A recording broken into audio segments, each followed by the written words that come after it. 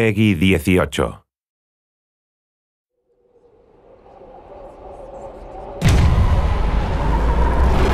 the creative director for Dead Space 3.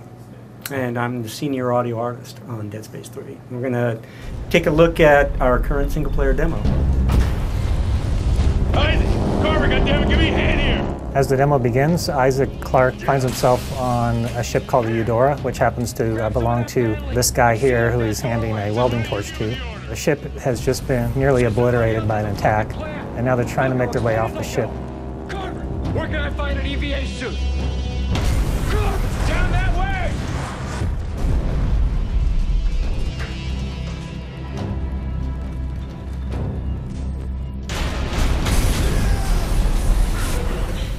This is a scene I love for audio because there's so much going on, and yet we've still found a way to use subtlety in the scene, even amidst all of the choking, the explosions, and the bombast.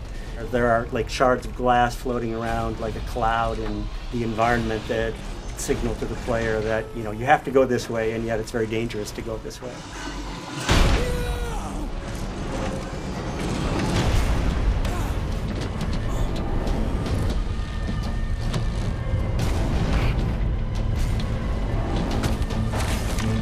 In this part, Isaac desperately is trying to get his spacesuit on in time. The clock is counting down and the ship is on fire. It's about to blow up.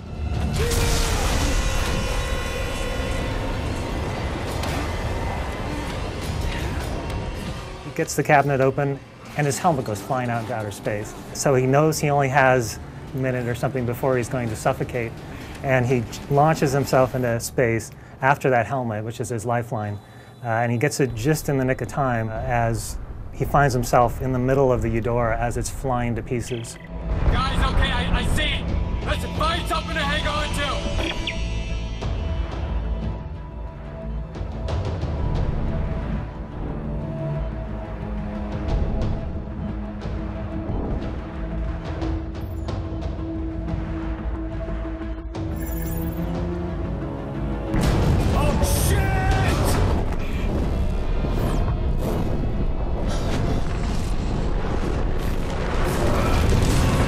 In this section, Isaac is flung out of the exploding Eudora spaceship, and he finds himself hurtling, 100 miles an hour through space as pieces of this ancient flotilla are whizzing by him.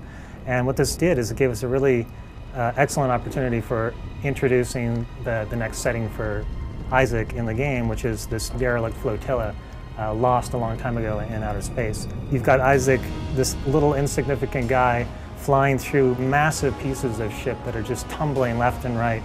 We wanted to create an intense feeling of chaos for the player, so they just can almost not comprehend how much stuff is going on around them.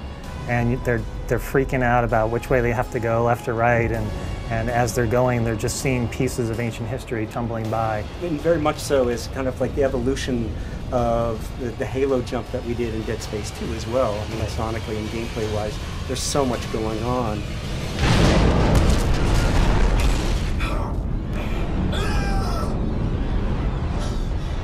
We took the environment and created 3 new threats within that environment, and we had to pay off on all of those sonically, making sure that the gameplay was thrilling as could be. In a scene like this, on one of the prior games, we would have made it much more aleatoric and just about kind of tone clusters and chord swells that are really difficult to relate to. And I think that we're inching towards going towards a more thematic musical approach.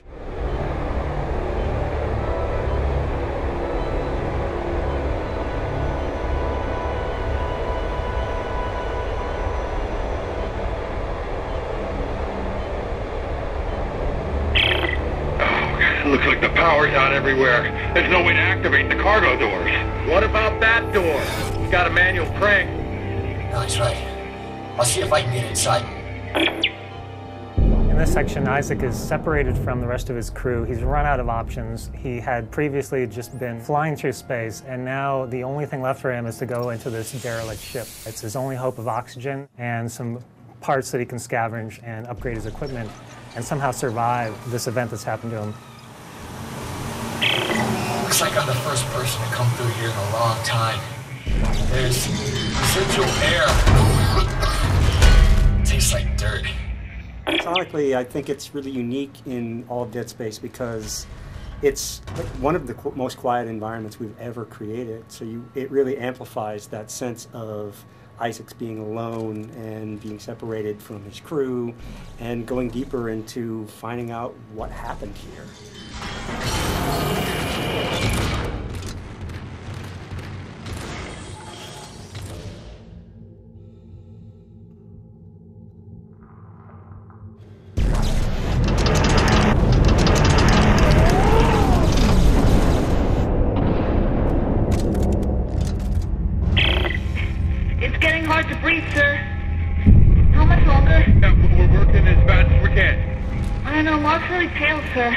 I can't stop the bleeding. Hey, Isaac, okay, meet me at the door. I can let you in from this side.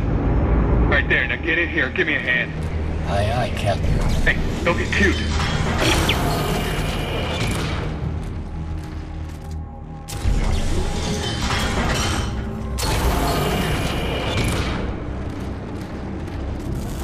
Isaac, Ellie's SOS is coming from deeper inside this ship, but I can't leave Rosen in lock. Send me the coordinates. I'll go check it out.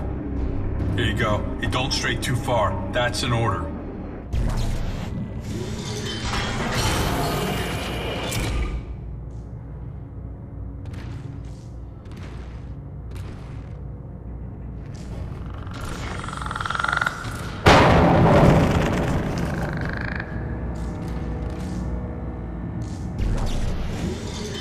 This is my favorite moment right here. Door opens, lights shining through, and eliminates everything beyond the door, which happens to be what happened to the crew. And now you find out that something more sinister has happened to them.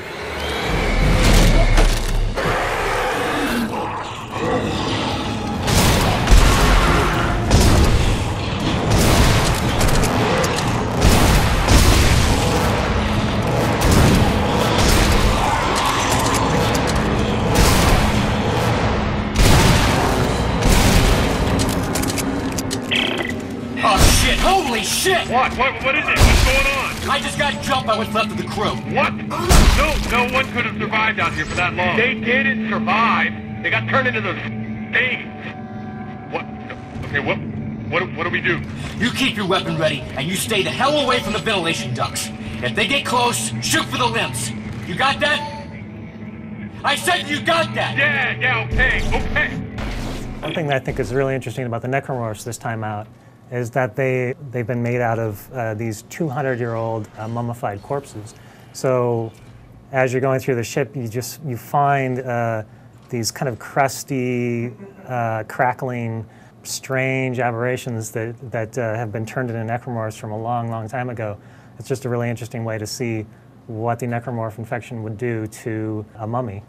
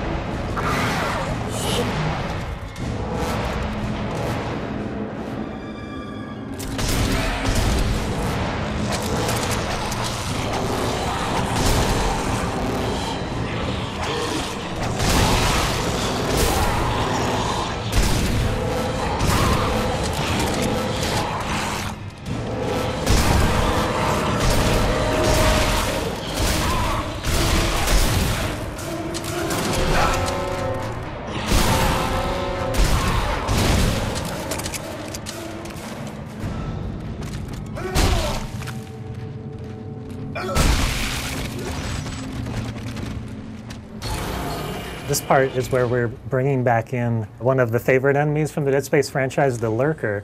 But in Dead Space 3, it was important to reimagine them into something different. So what we did is we made it based off of a dog rather than a child, what the original one was.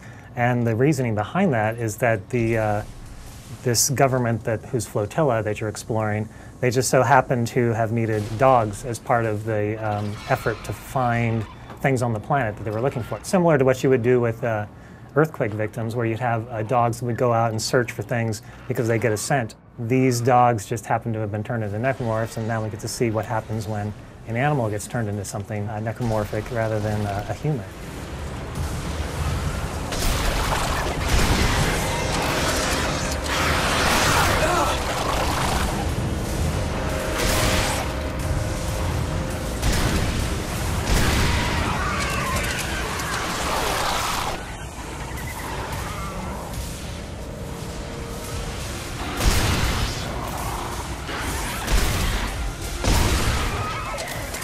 We're going to skip ahead to our favorite part of the demo, the generator room. There's a lot going on in here. It's a big spectacle. Let us know what you think.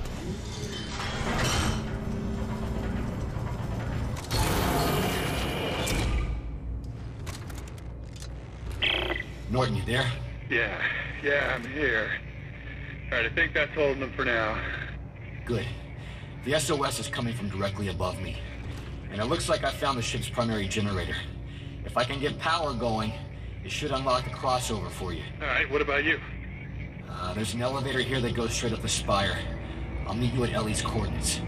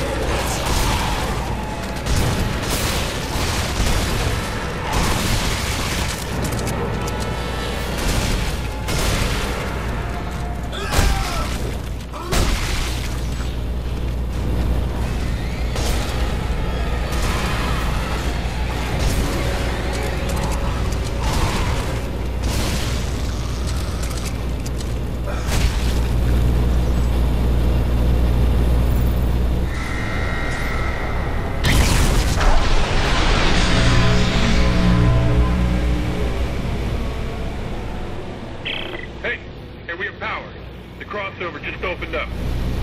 Welcome.